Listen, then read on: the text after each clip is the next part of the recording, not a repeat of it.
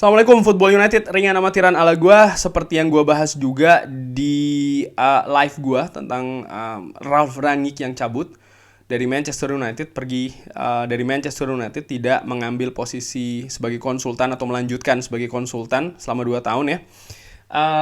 Gua sebutkan kan itu, gua akan translate, rangkum, ada sebuah artikel dari The Telegraph yang membahas tentang hal ini.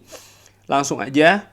Judulnya adalah Ralf Rangnick telah berbicara selama 2 jam dengan Erik ten Hag, tapi setelahnya ya dia meninggalkan ya peran sebagai konsultan. Jadi setelah berbicara selama 2 jam itu diputuskan kalau memang selesai.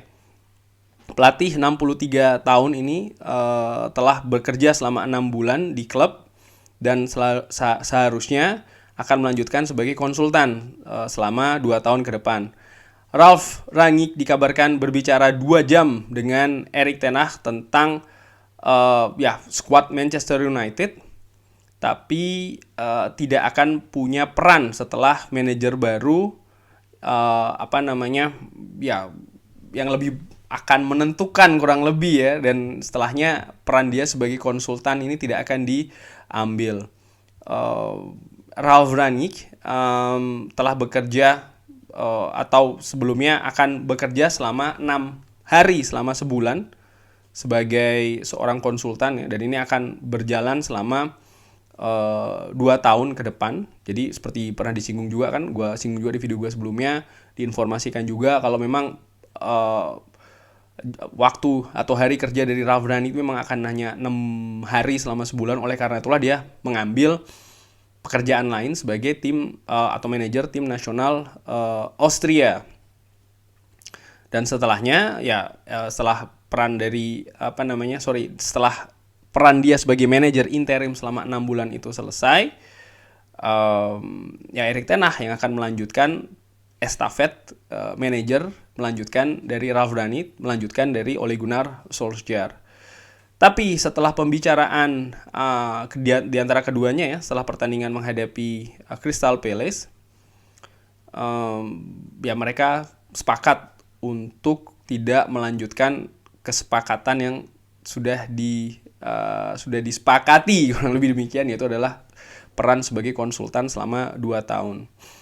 Ralf Rangnick ini akan menjadi manajer dari tim nasional Austria dan akan memimpin pertandingan menghadapi Kroasia di Osijek hari Jumat. Dan ini sempat dipikirkan atau ada pendapat ya, kalau komitmen atau posisi dari seorang Ralf Rangnick ini akan sulit.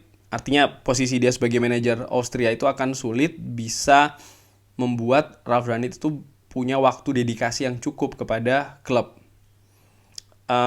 Ketika hal tersebut ditanyakan kepada seorang Erik ten Hag mengatakan ya itu terserah klub, kurang lebih demikian di interviewnya.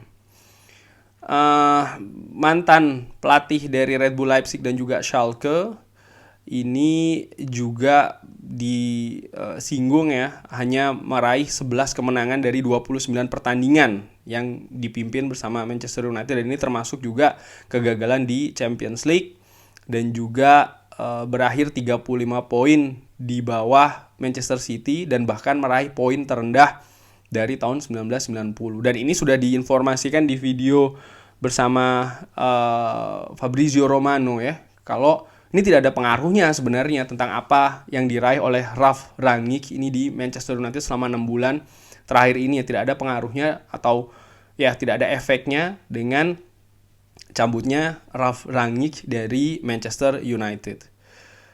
Nah ini yang menarik karena gue lingkarin ya. Ralf Rangnick dan juga Erik ten Hag tidak duduk secara bersama, secara person ketika manajer baru, artinya Erik ten Hag ini mengunjungi Manchester. Tapi Telegraph Sport tahu kalau keduanya ini berbicara selama 2 jam di telepon. Luar biasa. Jadi ngobrol selama 2 jam setelah Ralf Rangnick kembali ke Jerman dan Erik ten Hag kembali ke Amsterdam. Jadi ternyata pembicaraannya dilakukan ketika keduanya tidak di Inggris, bahkan ya, bukan hanya tidak di Manchester tapi tidak di Inggris. Ralf Rangnick mengatakan kalau skuad dari Manchester United ini membutuhkan seperti kayak operasi jantung, ya. Dan dia juga mengabarkan hal tersebut atau mengupdate hal tersebut ke Erik ten Hag. Bahkan dia sudah membuat series dari rekomendasi ke board Manchester United, dan ini termasuk juga harus bisa merekrut tanpa syarat untuk beberapa gaya permainan, ya, untuk tidak mengulangi kesalahan-kesalahan transfer di musim lalu. Dan ini tentang menambahkan ya lebih fisikal, agresif, dan juga lebih dinamik ke dalam skuad yang ada sekarang. Karena menurut dia skuad yang sekarang ini terlalu lembek dan tidak capable atau tidak mampu mengatasi setback atau ya mengatasi setbacks, kurang lebih demikian.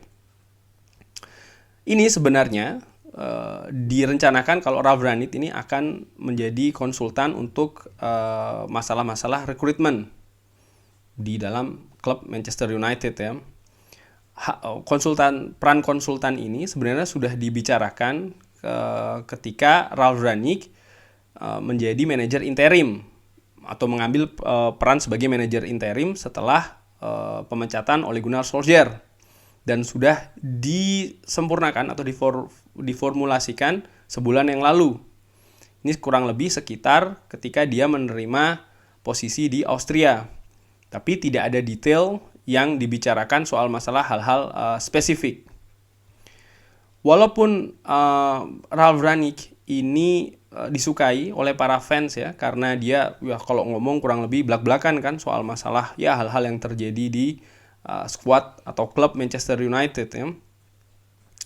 Tapi Manchester United juga berpikir kalau mengambil Ralf Rangnick itu memberikan mereka waktu untuk bisa mencari manajer baru yang permanen, secara permanen. Karena ya selama 6 bulan praktis memang waktu yang digunakan oleh klub kan untuk mencari manajer yang baru. Dan ini kan seperti yang gue curigai di video gue sebelumnya, bahwasanya bisa jadi memang klub seperti kayak buying time, ya, atau mengulur waktu untuk mencari sosok orang yang bisa mengisi manajer interim. Syukur-syukur bisa memberikan masukan ke klub juga kan selama 6 bulan ini sebelum membantu mencari manajer baru pula, ya kan, supaya bisa sesuai dengan gaya permainan atau sistem atau apalah filosofi klub yang akan dibangun di waktu mendatang, ya. Dan ini menurut gue yang terjadi di Manchester United. Bahkan Ralf Rangnick ini juga dikabarkan, ya, tidak bisa mengambil staff yang diinginkan sebenarnya di waktu 6 bulan tersebut. Wow. Sehingga dia harus mengambil Lars Kornetka dari Lokomotiv Moskow. Ini merupakan performance analis, ya. Dan ini diambil secara unofficial, artinya tidak secara official dari klub. Wow, luar biasa, ini benar-benar diambil dari kantongnya Ralf Rangnick sendiri.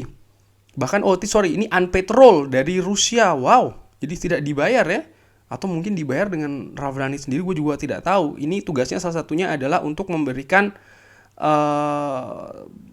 nasihat taktikal, ya, secara live dari pertandingan Manchester United. Lars Kornetka ini, wow.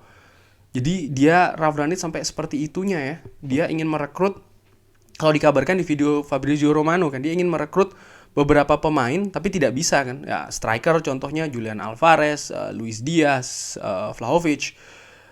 Pemain tengah pun juga demikian, ya kan, Denis Zakaria, Boubacar Kamara di blok. Ternyata bukan cuma itu saja, staff pun juga dibatasin ternyata untuk didatangkan di Manchester United. Jadi kalau menurut gue dari artikel ini, ya, ini sudah selesai, by the way, gue artikan dan juga gue rangkum. Kalau gue tambahkan sedikit saja, berarti setelah 2 jam pembicaraan itu memang Ralf Rangnick merasa tidak seiring atau tidak sejalan dengan Erik ten Hag. Oleh karena itulah dia mengambil keputusan untuk meninggalkan Manchester United. Tapi bukan itu saja, ada juga hal yaitu tadi tidak seirama dengan klub. Jadi Ralf Rangnick merasa posisinya sendiri, dia tidak didukung oleh klub dan dia juga tidak didukung oleh, dia tidak seirama atau sejalan dengan klub, dan dia juga tidak sejalan dengan Erik ten Hag. Oleh karena itulah dia merasa oke, ya sudah, cabut. Karena menurut gue kalau seandainya posisi dari Ralf Rangnick ini sejalan dengan klub ataupun juga dia sejalan dengan Erik ten Hag, sangat mungkin dia tetap akan berjalan sebagai konsultan dari Manchester United. Tapi karena di kedua pihak ini tidak sejalan, maka dia berpikir oke, ya dia cabut. Ya menurut gue sebagai orang yang berpengalaman di sepak bola, orang yang cerdas juga pastinya, ya dia tahu hal tersebut ketika tidak sejalan lagi dengan klub, dan juga tidak, artinya dengan manajemen klub ya, board manajemen klub, dan juga tidak sejalan dengan Erik ten Hag. Bukan tidak sejalan secara keseluruhan, tapi mungkin secara prinsip ya. Maka dia juga tidak mau berjalan sendiri sebagai seorang konsultan, karena menurut gue juga pastinya akan sulit. Dan ya mungkin untuk mencegah adanya konflik internal di masa depan. Kurang lebih demikian translate tentang masalah artikel yang gue ambil dari The Telegraph. Terima kasih sudah menyaksikan. Jangan lupa like, share, dan juga subscribe. Gua mohon maaf kalau seandainya kan agak sedikit belibet ya video kali ini. Tapi mudah-mudahan teman-teman enjoy menikmati video gua kali ini. Terima kasih. Jangan lupa like, share, dan juga subscribe. Wassalamualaikum warahmatullahi wabarakatuh.